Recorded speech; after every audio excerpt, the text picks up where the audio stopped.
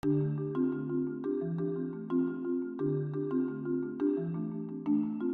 was a day just like any other for Joshua.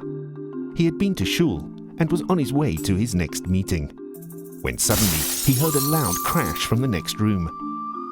He was shocked to see Mrs. Berman lying on the floor next to a broken glass table. She was bleeding badly from her arm. Joshua knew he had to act quickly and call for help.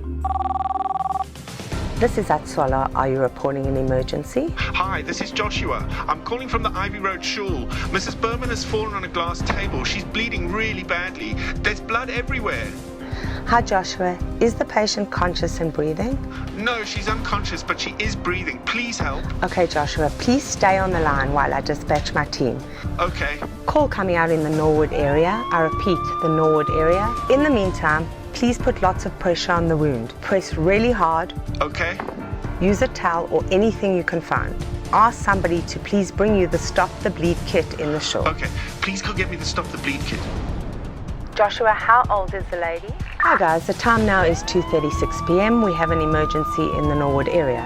We have a report of a 50-year-old female patient who has fallen on a glass table and has uncontrolled bleeding. She is not conscious, but is breathing. I repeat, not conscious, but is breathing. Please respond. Dispatch, this is Moshe Lechi responding at Alpha 13. You're doing great, Joshua. Open up the bag and put the gloves on, and then let the other person put pressure on the wound while you do that. The ambulance is on its way. Okay, I've got the gloves on. Okay, so tell me, how deep is the cut? It's very deep. Okay, take the gauze and apply it to the top of the wound and apply pressure. Okay. Wrap it with a bandage as best you can. Wrap it really tightly. We want to stop the flow of the blood. All right, we've wrapped it as tight as we can. Dispatch, this is Alpha 13. We're 3 miles out.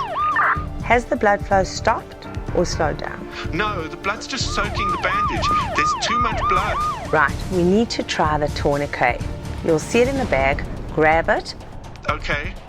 Place it around the arm above the wound as high as possible, and tighten it and wind it until the blood flow is completely stopped. Don't worry about winding it too tight. It needs to be as tight as possible if we're going to stop the bleed. Okay. Once it's tight, slip the rod under the plastic lip. It may be quite painful for her, but don't let that stop you. Wind it as tight as you possibly can.